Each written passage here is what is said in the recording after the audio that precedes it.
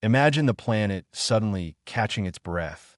In the first few seconds of our absence, the roar of engines, the hum of the internet, and the vibration of 8 billion lives simply vanish. Within 6 hours, a massive darkness begins to crawl across the continents. Without human engineers to add fuel or manage the load, power grids experience a global systemic failure.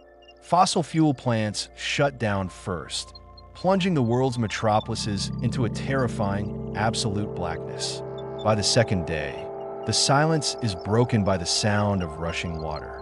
In cities like New York, London, and Moscow, the massive electric pumps that keep the subways from flooding stop forever. Within 48 hours, the tunnels are completely submerged, turning the foundations of skyscrapers into waterlogged ruins. Above ground, the millions of domestic animals we kept behind fences and doors face a brutal reality. Without us to feed them, the survival of the fittest begins inside our own living rooms.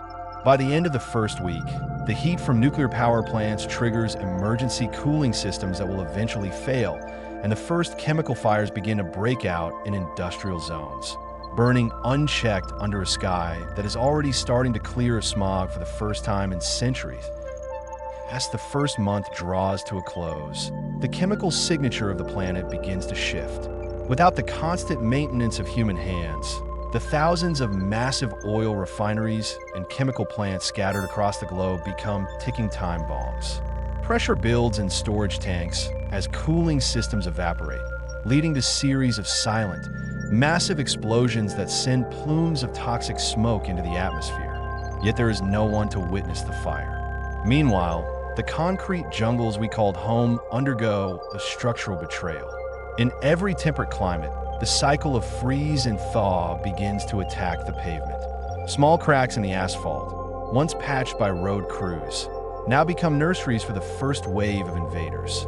Weeds, clover, and dandelions.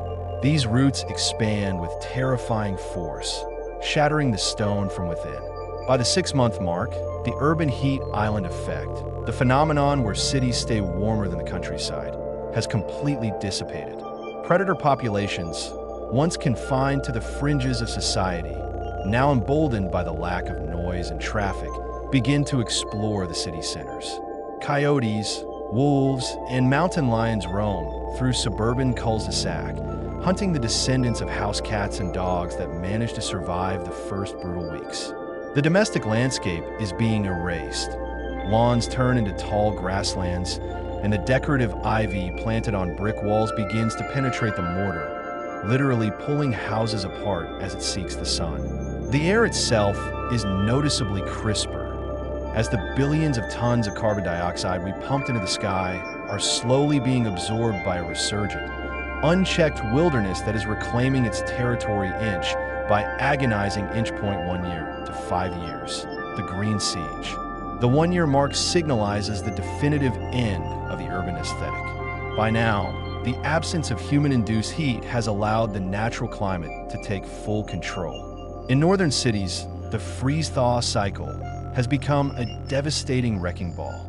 Water seeps into the micro-cracks of every concrete structure, every bridge, and every sidewalk. When winter hits, this water expands into ice, acting like a slow-motion explosion that shatters granite and rebar. By year 3, the streets are no longer recognizable as roads. They have become gray, fragmented riverbeds where saplings of oak, maple, and birch have taken firm root. These trees are now 6 feet tall, their root systems actively seeking out the nutrient-rich sewer lines, crushing the ancient ceramic pipes and causing massive sinkholes that swallow luxury cars and city buses. The silence is absolute, broken only by the sound of collapsing glass. High-rise windows, unsealed by the warping of metal frames and the constant battering of storms, begin to fall from the 50th floor, shattering like diamonds on the forest floors that used to be avenues. Inside these skyscrapers, a new ecosystem is born. Birds and bats colonize the executive offices, their acidic droppings accelerating the corrosion of steel floor supports. Without climate control, the humidity inside buildings skyrockets. Mold and fungi bloom in the carpets and drywall, feeding on the organic glues that held our world together. By year 5, the massive Golden Gate and Brooklyn bridges are weeping orange tears of rust. Without the constant repainting and maintenance by human crews, the salt air and rain begin to eat through the suspension cables. The expansion joints, designed to move with traffic, are now seized with corrosion, causing the massive steel spans to groan and buckle under their own weight during every windstorm. In the suburbs, the transformation is even more violent. The wooden frames of millions of homes are being devoured from the inside by termites and carpenter ants. Roofs sag as shingles blow away, exposing the plywood to the relentless rain. Once the moisture hits the main beams, the structures lose their integrity. Entire neighborhoods begin to resemble a graveyard of rotting timber, hidden under a suffocating blanket of invasive vines like kudzu, which grows a foot a day, burying houses, cars, and streetlights under a literal sea of green. 5 years to 10 years, the collapse of the digital and the steel. As we cross the decade mark, the digital ghost of humanity finally vanishes. The satellites orbiting Earth, once our pride and the backbone of global communication, begin to experience orbital decay. Without ground stations to send corrective thruster commands, these multi-million-dollar machines become streaks of fire in the night sky, burning up as they re-enter the atmosphere. Unseen celestial fireworks marking the end of the information age. On the ground, the great dams of the world reach their breaking point. The Hoover Dam and others like it, once symbols of our dominance over nature, are choked with silt and debris. The massive turbines are seized by mussels and rust. Eventually, the water level behind these dams rises too high, where the internal pressure becomes too great for the unmaintained concrete. When a dam fails, a wall of water hundreds of feet high roars down the canyons, erasing whatever remnants of downstream towns or power plants still stood. The rust has now penetrated deep into the heart of the world's infrastructure. Every steel-reinforced structure is dying from a cancer within. As the rebar inside concrete columns rusts, it expands to 3 times its original size, causing the concrete to spall and fall away in massive chunks. The skeletal remains of the Eiffel Tower and the Statue of Liberty are now deeply scarred. Lady Liberty's torch may have already plummeted into the sea as the internal iron framework buckles under the weight of the copper skin. The oceans are beginning to breathe again as the millions of tons of plastic we dumped are being buried under new layers of sediment, though the chemical scars remain.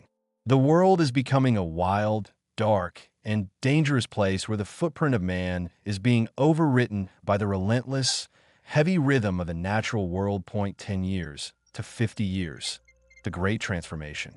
Between the 1st and 5th decade after our disappearance, the world undergoes a profound structural metamorphosis. The skyscrapers that once defined the skylines of Dubai, Shanghai, and New York are now nothing more than vertical reefs. Without the constant hum of air conditioning and heating, the internal temperature of these glass giants fluctuates wildly, causing the steel and glass to expand and contract until the structural seal is completely lost. Thousands of tons of glass panels have rained down onto the streets, which are no longer streets but dense urban forests. Oak and maple trees have reached heights of 30 or 40 feet in the middle of Broadway and Piccadilly Circus. The concrete is now almost entirely hidden beneath a thick layer of leaf litter and decomposing organic matter, creating a rich soil that supports a complex ecosystem of insects, rodents, and the predators that hunt them. The great monuments of the industrial age are failing. The Eiffel Tower, a masterpiece of iron, is being devoured by oxidation. Without the 7 tons of paint usually applied every few years to keep the rust at bay, the lattice structure is losing its integrity. In the heavy storms of the mid-21st century, the upper sections may begin to sway uncontrollably before finally shearing off and crashing into the dense thicket that was once the champ de Mars. Similarly, the massive suspension bridges that connected our civilizations are falling one by one. The salt air has turned the thick steel cables into brittle orange sticks. When a single main cable snaps, the entire thousands of tons of roadway twists and plunges into the water below, creating artificial reefs that fish and sharks quickly colonize. In the suburbs, the transformation is complete.